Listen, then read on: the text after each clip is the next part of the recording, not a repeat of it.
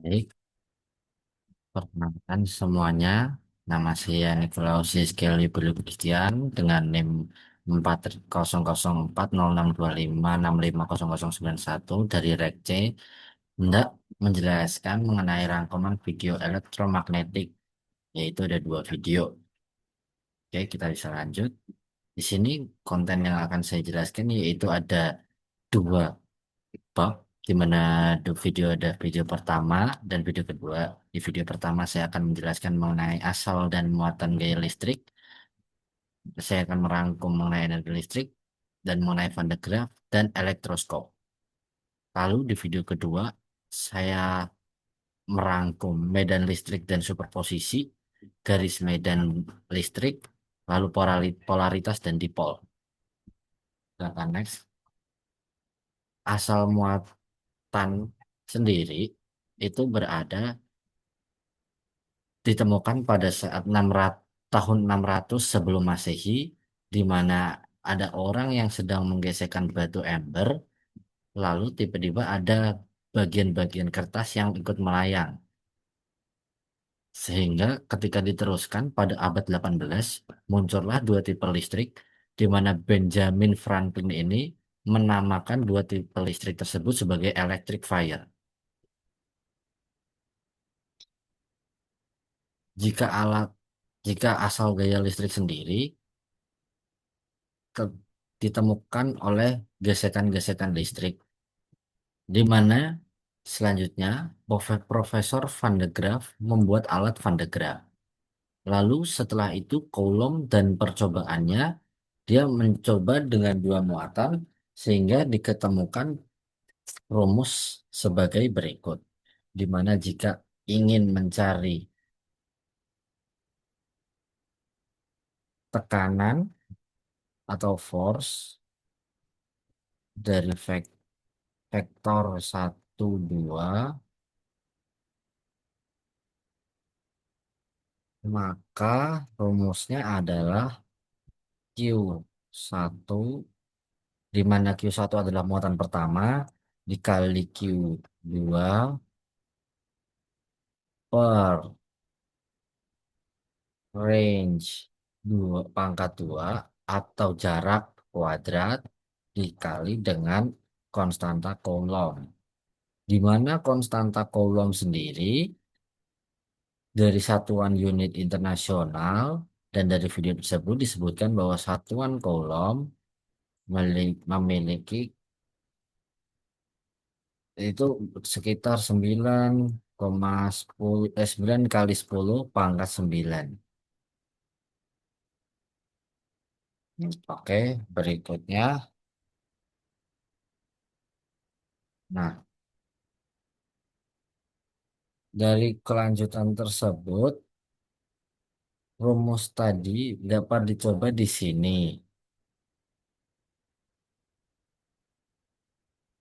Lalu perbedaan dari gaya listrik dan gaya gravitasi itu adalah gaya listrik itu lebih kuat dari gaya gravitasi.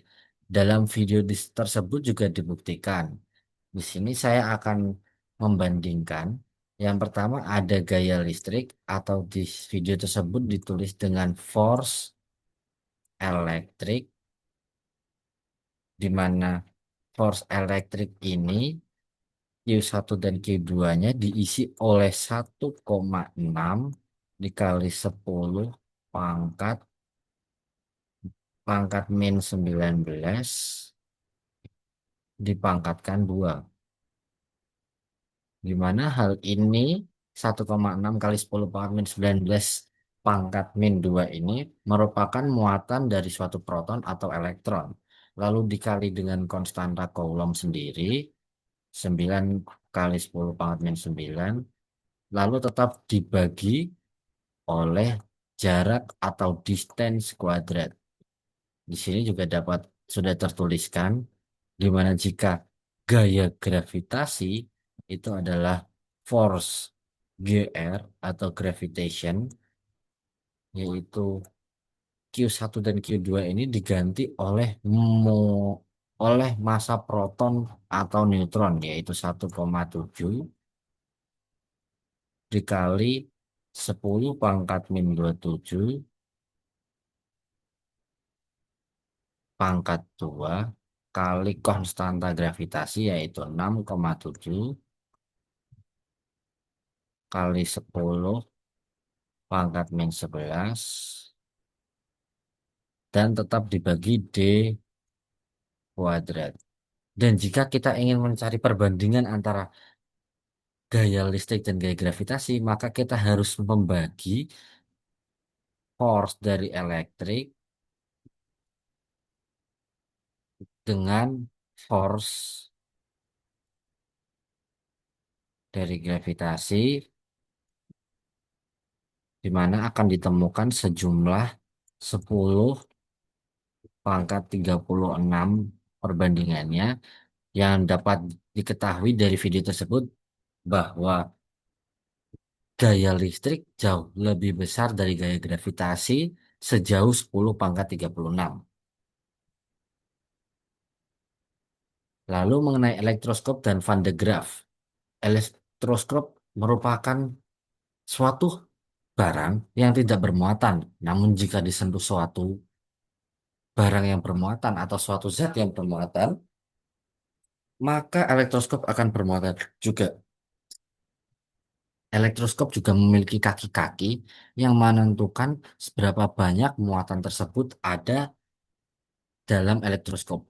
Jika suatu muatan seperti proton memiliki banyak proton di dalam elektroskop tersebut, maka akan semakin naik kaki-kaki dari elektroskop tersebut. Alasan kenapa kaki-kaki tersebut naik adalah jika elektroskop berisi proton tersebut didekati oleh suatu zat yang bermuatan elektron, maka kaki-kaki tersebut akan menjadi indikator seberapa banyak proton dalam elektroskop tersebut yang hendak mendekati elektron dari zat yang didekati. Lalu Van de Graaff sendiri seperti yang tadi sudah dijelaskan merupakan tiang amber besar yang berisikan ratusan ribu muatan listrik yang kita tidak dapat ketahui apakah berisi proton atau elektron. Jadi kesimpulan pada video pertama yaitu muatan listrik ada pada tahun 600 sebelum Masehi dan ada dua tipe yang diketahui di abad 18. Hal tersebut diketahui oleh Benjamin Franklin dan Van de Graaff.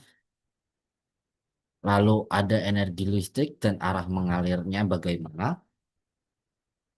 Lalu kita juga dapat mengetahui bahwa gaya listrik lebih dari gaya gravitasi, di mana itu lebih kuat. Elektroskop untuk mengukur banyaknya proton dan elektron, sementara Van de Graaff adalah untuk mengalirkan muatan listrik dan sebagai sumber. Kita masuk ke poin video yang kedua, di mana poin video yang kedua ada pertama mengenai medan listrik, di mana jika muatan Q besar dan Q kecil positif sama-sama positif, maka maka arah benang dari maka arah vektor akan searah. Jika sama-sama negatif akan searah namun berlawanan arah dengan ketika muatan tersebut berisi positif. Terdapat rumus jika ingin cari suatu muatan dalam kumpulan medan listrik, di mana E dari suatu yang kita cari atau kita bisa tulis EP vektornya yaitu E1 vektor E1 ditambah vektor E2 ditambah dan seterusnya atau sigma I dari gaya per individu yang kita cari, di mana dapat dipahami seperti ini. Saya akan beri contoh dulu. Apabila di sini adalah titik dari Q2 yang bermuatan positif, dan ini adalah titik P, Maka dari titik Q2 ke titik P, vektornya akan searah, yaitu ke sini. Dan vektor tersebut dinamakan E vektor E2. Namun apabila minus, di sini ada Q3 bermuatan minus, maka dari titik P ke Q3 vektornya akan mengarah berlawanan, yaitu mengarah ke Q3, di mana vektornya adalah vektor E3. Maka hal ini, maka dari rumus tersebut E1 plus E2 plus E3 menyesuaikan dari arah vektor. Lalu selanjutnya adalah superposisi, di mana superposisi adalah sebuah muatan yang memiliki garis medan listrik yang linear dengan muatan lain, di mana yang sudah seperti saya jelaskan, jika garisnya itu banyak yang linear, hal tersebut dinamakan superposisi.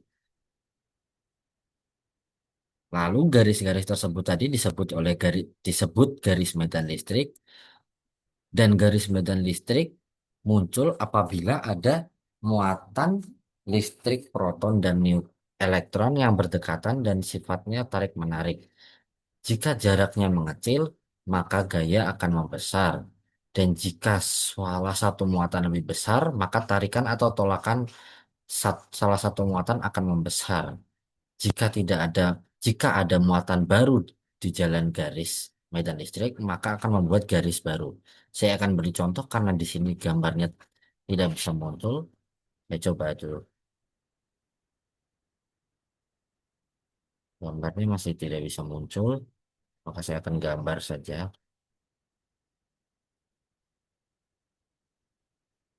Dari sini, apabila di sini ada muatan positif dan di sini ada muatan negatif, dan muatan positif lebih besar, saya beri contoh di sini muatan lebih besar 3 dan di sini 1, maka kekuatan dari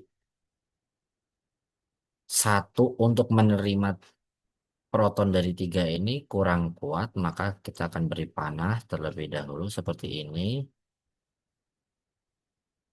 Dan jumlah garis medan listrik yang dimiliki oleh proton 3 lebih banyak dikeluarkan daripada yang diterima oleh elektron berjumlah satu ini. Jadi proton 3 ini mengeluarkan banyak, sementara elektron satu ini dia menerima kecil. Lalu kita lanjut ke polaritas dan dipol. Polaritas adalah kondisi di mana suatu benda muatannya pada kutub pada benda tersebut muatannya berlawanan, di mana kutub di satu kutub pertama di suatu benda tersebut berisi positif dan di kutub lain dari benda tersebut berisi negatif. Lalu dipol adalah sifat di mana suatu titik positif dan negatif tidak dapat tarik-menarik. Karena apabila seperti yang saya jelaskan di di benang medan listrik tadi, ketika ketika memiliki perbedaan, maka salah satu zat, salah satu muatan akan memiliki daya tarik atau daya tolak yang lebih. Namun apabila kedua muatan tersebut sama, maka akan ada satu titik di mana proses tarik-menarik atau tolak-menolak tersebut akan tidak terjadi atau vektor tersebut sama dengan nol, maka itu sama dengan dipol. Sementara dipol terinduksi adalah salah satu cara untuk membuktikan sifat dipol, di mana menyalurkan salah satu elektron dengan polaritas yang agar polaritasnya sama, lalu menggunakan barang-barang yang bersifat konduktor. Di sini, Van de Graaff dan elektroskop dapat membantu pembuktian dengan dipol terinduksi dan dibuktikan pada video yang dikirim. Berikut adalah kesimpulan video dari video kedua yang saya dapat, di mana yang pertama, dua muatan berbeda dan ada rumusnya. Lalu arah muatan apabila bermuatan sama atau beda.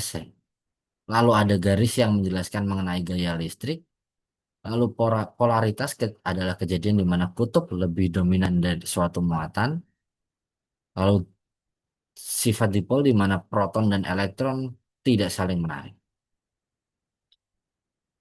Berikut saya juga telah memberikan timestamp pada video agar teman-teman bisa memahami lebih detail mengenai apa yang sudah saya jelaskan tadi. Berikut video pertama dan video kedua, linknya sudah ada dan juga timestamp. Baik, sekian yang dapat saya sampaikan dan saya presentasikan. Semoga dapat dimengerti dan terima kasih telah menyimak hingga saat ini. Sampai jumpa di lain waktu.